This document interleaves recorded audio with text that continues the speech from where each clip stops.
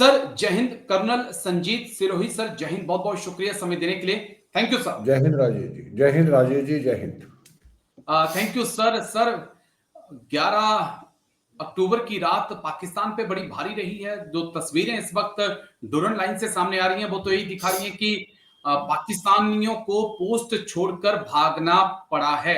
जो काबुल पे हमला हुआ था, काबुल के साथ और 3-4 जगह पर जो पाकिस्तान ने एयर स्ट्राइक की थी, तालिबान ने उसका बदला लिया है।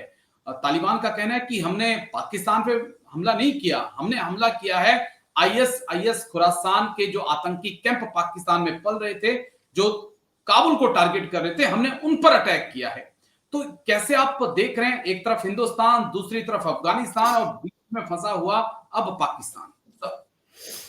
देखिए राजेश जी, ये अगर आप देखें तो ये पहले इन्होंने जो है पाकिस्तान जो एयरफोर्स थी उन्होंने खैबर पख्तूनख्वा के सिविलियंस के ऊपर हमला किया, एयर स्ट्राइक की 2 हवाई जहाज़ों से, J-17 से।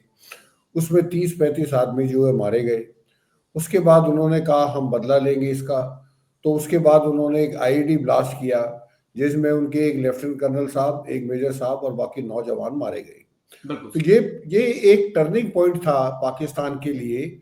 और उनके डिफेंस मिनिस्टर ने जो है ये बयान दिया अपनी सेनेट में कि हमारा जो है पेशेंस, अब हमारी जो सब्र पूरा हो चुका है, अब हम इसका जो है अफगानिस्तान की जमीन पे कोई भी दहशतगर्द अगर काम कर रहा है हम उसको नहीं छोड़ेंगे। इसके बाद आप देखेंगे कि 24 घंटे के अंदर ही उन्होंने काबुल के ऊपर जो है एयर स्ट्राइक की, जिसमें उनका मकसद था, उनका जो टीटीपी का जो चीफ है नूर वाली महसूद, जो कि 2018 से उनका चीफ बना, टारगेट वो था। और उनकी इनकी खबर ये थी कि वो इसी गाड़ी में जा रहा है, उस गाड़ी को उड़ाने की कोशिश की थी।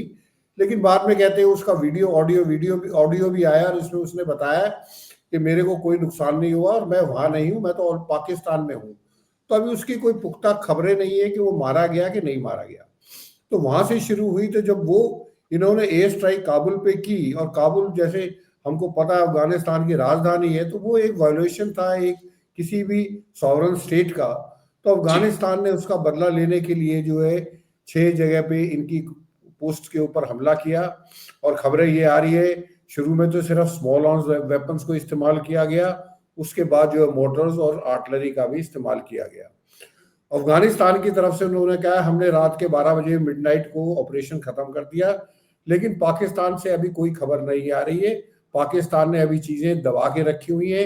अभी कितना नुकसान हुआ है ये भी नहीं पता। और खास तौर पर इसमें जो देखने वाली चीज, जो खास सोचने वाली चीज है कि ये हमला जब हुआ है जब अफगानिस्तान के एक्टिंग फॉरेन मिनिस्टर मुताकिर साहब भारत में आए हुए थे। तो ये मुझे लगता है कि ये भारत को और अफगानिस्तान को एक तरह का संदेश दिया है पाकिस्तान ने कि कोई भी अगर आप हमारे खिलाफ कोई साजिश रच रहे हैं तो हम जो है उसका इसी तरीके से जवाब देंगे।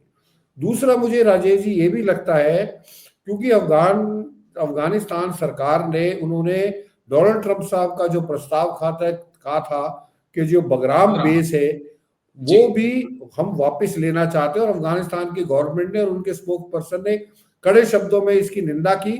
और अभी जो एक समिट हुआ था मॉस्को के अंदर जिसमें 12-13 देश शामिल थे, उसमें भी सब देशों ने मिलकर ये निर्णय लिया कि कोई भी अफगानिस्तान की जमीन किसी फॉरेन पावर के लिए इस्तेमाल नहीं होनी चाहिए। तो मुझे लगता है कि शायद डोनाल्ड ट्रंप साहब की तरफ से भी कोई इशारा मिला हो पाकिस्तान को कि आप जो है अफगानिस्तान के ऊपर हमला करें ताकि अफगानिस्तान को प्रेशराइज किया जाए। राजेश जी। जी बस 1-2 पॉइंट मेरे और हैं सर, क्योंकि जिस प्रकार से बांग्लादेश के अंदर शेख हसीना के भारत आने के बाद जिस प्रकार से बांग्लादेश के अंदर आईएसआई की मौजूदगी बढ़ी है और बांग्लादेश की आर्मी को पाकिस्तान ट्रेनिंग दे रहा है, उनकी नेवी को भी ट्रेनिंग दे रहा है, क्या भारत एक बार फिर से विचार कर सकता है? क्योंकि इस वक्त अफगानिस्तान की जो फोर्सेस हैं वो एक स्ट्रक्चरल नहीं है, तो ये भूमिका भारत अदा कर सकता है क्या? और उनका एयर डिफेंस बहुत ज्यादा मजबूत नहीं है। पाकिस्तान के खतरे को देखते हुए क्या भारत उसके बारे में विचार कर सकता है? इसको हम कैसे देखें, क्योंकि दुश्मन का दुश्मन दोस्त होता है, आज का वक्त तो यही है सर। बिल्कुल राजेश जी, मैं आपकी बात से पूरी तरह सहमत हूं। और मेरा ये मानना है कि जिस तरह पाकिस्तान भारत को घेरने की कोशिश कर रहा है, वेस्टर्न बॉर्डर पे पाकिस्तान और ईस्टर्न बॉर्डर पे बांग्लादेश, उसी तरीके से हमको भी पाकिस्तान को इसी तरह घेरना चाहिए, वेस्टर्न बॉर्डर पे अफगानिस्तान और ईस्टर्न बॉर्डर पे भारत। और भारत को मेरा ये मानना है, भारत को अपनी पूरी जो भी कोशिश कर सकता है, चाहे वो डिप्लोमेटिक हो, इकोनॉमिकली हो, मिलिटरीली हो, हमको अफगानिस्तान की मदद करनी चाहिए।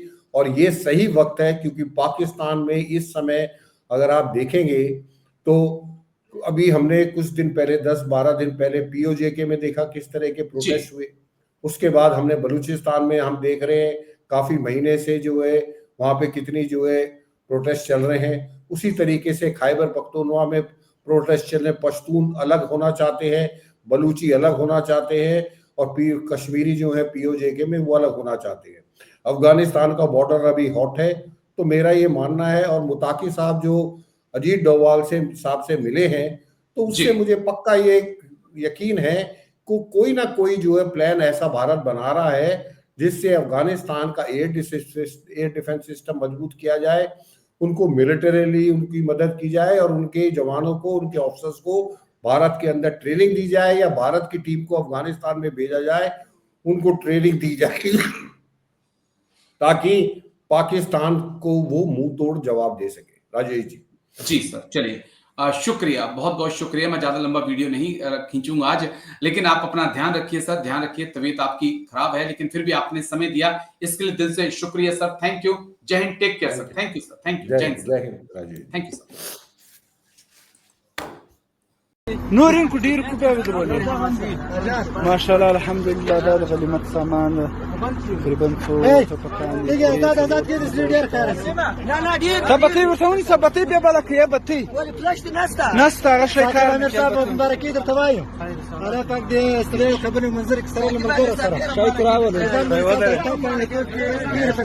تدا بطي وسوني سا بطي تراكز يتوني سما ولا ما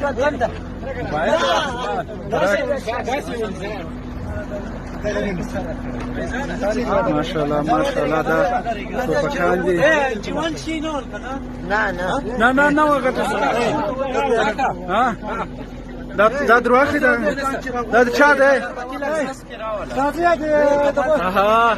ده ضربتي تقوى ده دروخي ده چادي سي وصفه ډیره دا دروغ مبالي ما وین چې بزړه کې دارمان دا چا ده وړي راوړي وې ژوندۍ اسکر نه تاسو نه ده نه تاسو خپل خلاص او